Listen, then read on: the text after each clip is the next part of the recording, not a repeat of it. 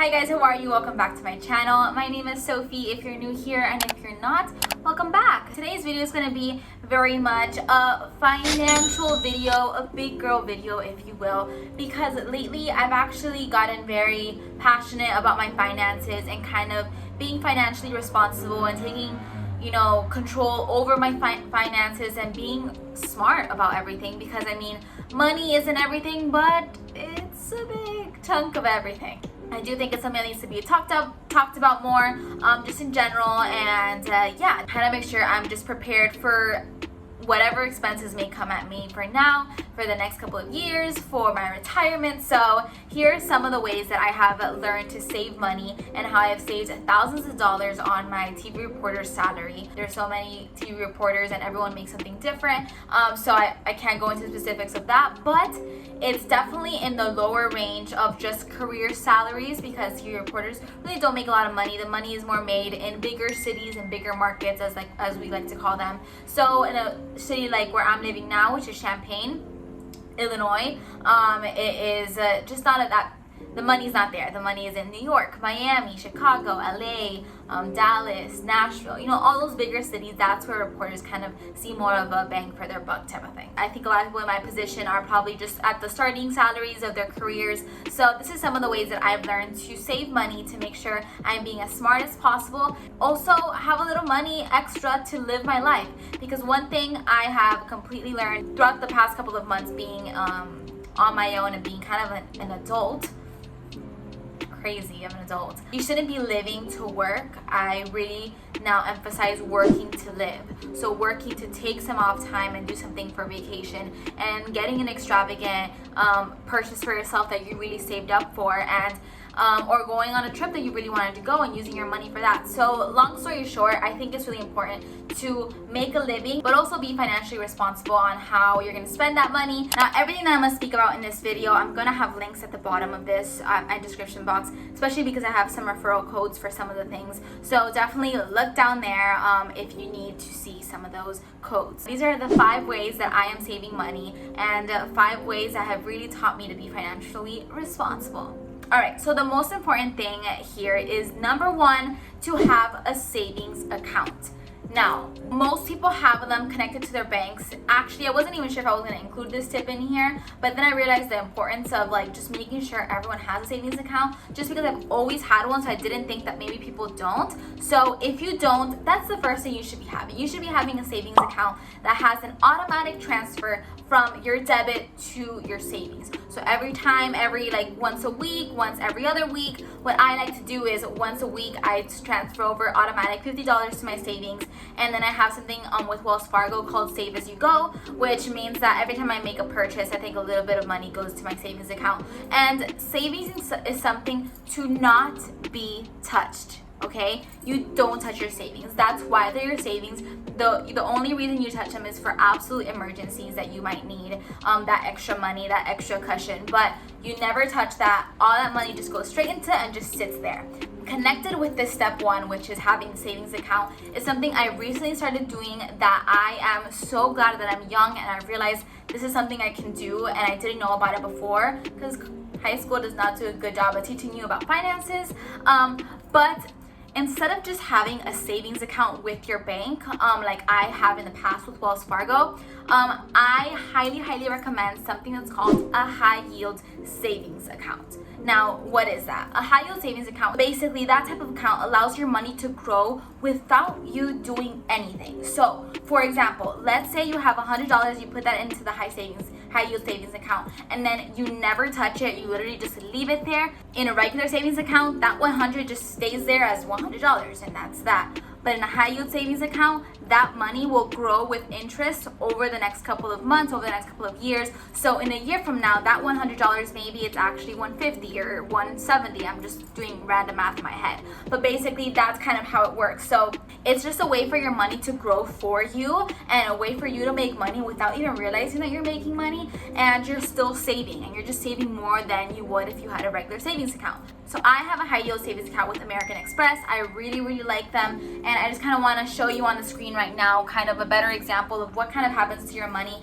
when you put it onto the high yield savings account. So for example, let's say you start off your high yield savings account with $5,000, okay, and you're gonna have this for the next, let's say, 5 years, just 5 years. You kind of want to see how much money you're making. A month you're putting in, let's say, $200, and then weekly deposit, you're not doing anything weekly, you're just putting in $200 a month. And as you can see right here, you would have earned $219 interest, and this is just in 5 years. So in the future balance, those $5,000 would have turned into $17,019 with those monthly additions. So it's not that crazy, it's not that much. You're not going to get rich by doing something like this. If you're already going to have a savings account that you put money in and you don't touch, why not put it into a high yield savings account so that money actually works for you and you actually get some more money out of that. So that's just a great way to save and a great way to make a little bit of extra cash on the side. So definitely recommend that. Number one, making sure you have a savings account, always having that automatic transfer over to the savings account, and if it can be a high yield savings account, 10 times better. And a high yield savings account is zero risk, so it's a win-win for all of us. Number 2 tips on how to save money in your 20s, guys, this is the coffee. Now guys, skip forward 2 minutes if you don't drink coffee, but this is a serious issue that I deal with and that I know a lot of my fellow peers and people my age deal with. It's the eating out and the drinking coffee. These little cups of coffee really do add up. You're wasting a lot of money on coffee, and to be honest, I am not a proponent of never get coffee, like forget about it, you don't need it. No, I think we should live our life being able to get Starbucks whenever we want, or Dunkin', but I do think we should be smart about how we're gonna get our coffee. So this is one way that's really helped me to kind of budget myself when it comes to drinking coffee and eating out. So what I do is I have both the Starbucks and Dunkin' app. If you guys have the app, then you know what I'm talking about, but you can put money into the account. So let's say my Starbucks account, I'll put $25 into the account on March 1st, and then I tell myself for March, all of March, these $25 have to last me. And if my account has no more money in it, then that's that. On Starbucks, I have to wait until April. And that's kind of how I deal with that. So what I do is I do $25 to Starbucks, $10 to Dunkin', and that's kind of how I monitor and budget my coffee. And obviously you're limiting yourself, but I also think it's a smart way to tell yourself you can have it. It's just try to have your little limit and budget, and that's a great way to budget yourself, to have already that preset amount in that app. So once it runs out, it's out. Now, for all my friends who want to support small businesses, or maybe don't drink Starbucks or Dunkin' and want to use a different way, or they choose to spend their money in a different way, not necessarily on Starbucks and Dunkin', what I also do for just different eating out and different expenses like that, I have Cash App. We all know what Cash App is. So on Cash App, you have the option to order a Cash App card. So basically on that card, let me get my card. So you get this little black card. It's super, super cute. You can customize it here at the bottom. So I don't know what I did, but there's a little crown there. And then obviously your information is in the back of it. So if someone sends you $5, there will be $5 on this card through Cash App. And so what I do is I send myself money through my own Cash App card. I take money out of my account and I'll take out $30 and I'll put it on this Cash App card. So this Cash App card only has $30 in it, and I tell myself this has to last me all of March for all that I'm gonna eat out. So I eat out with friends and things like that. I'll put 50 and I'll say if I have no more money in this card, I'm sorry guys, I can't eat out. And that is kind of my method for eating out and drinking coffee. Anyone can just tell themselves, hey, I'll just spend $100 this month, but it's a lot easier said than done when you don't really have track of that and you're not going to be counting up your tallies. So having these preset budgets on your Cash App card, on your Starbucks app, and things like that just makes everything easier and the world go round, and just helps you stay within your budget a lot better. Number 3 on how to save money in your 20s is getting a savings app. So we talked about the savings account. I'm not going to go back into that. You guys know what to do. But one thing that I've also helped is getting the app Digit. Now, I've talked about this on my Instagram just because I've had the app for literally over 3 years now. I've had it all of college and I have it now, and it's called Digit. It is an app that your first month I think is free when you get it, but after that monthly it's a $5 fee, which I don't think is too bad at all. But basically what the app does is it tracks how much income you get into your debit account. So obviously you link your app with your bank. Depending on how much money goes inside your debit account, it'll take out money to save. So for example, as you're seeing on the screen, this is my Digit app. So this right here is how much money I have saved in the month of March.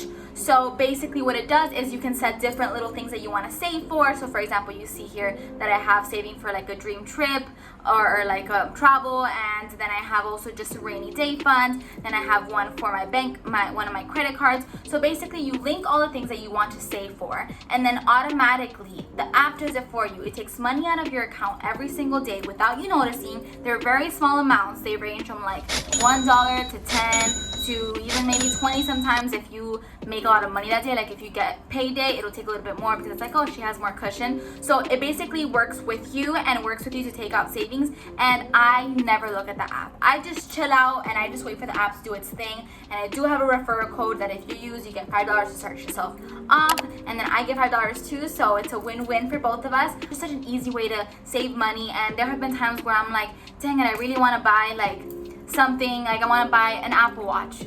I use it for that actually. And then I went on my Digit app and I realized that my rainy day fund had saved over like $500, and I'm like, oh, perfect. So I used like what I could to buy the Apple Watch, and that's that. And it's really money that I didn't even know you had, and it's saving for you, and then you can use it whenever you need it. So definitely highly recommend Digit.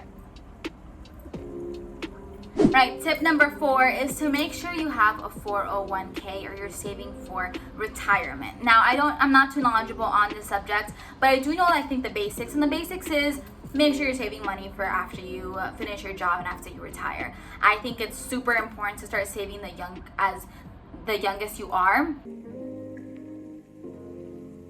Luckily for me, I get to do that through my job. There's money that's taken out of my paycheck, every single paycheck, that goes straight to my 401k. And in your 401k, my company uses Vanguard, and so that 401k, that money that's going into there is also dispersed into like stocks and bonds and things like that. So my 401k is growing as well because it's being invested in different things, and that's all being done for me. I don't have to worry about it because I don't know how that works. So just make sure you're investing in a retirement fund, especially if you have a job. Ask them if they can help you set that up, because they're kind of supposed to set that up for you if I'm not mistaken. And if not, I use Vanguard. I actually have a friend who her job does not do that for her, and so what she does is she got her own 401k from Vanguard, and it just takes money out of her debit account monthly, and she's saving for her retirement. And that's just something that's like a no-brainer. We should all be doing that. And obviously you never touch that money. That money is invisible money. You don't know it exists until you turn 70, 75 and you retire. Lastly, get yourself a side hustle. Now,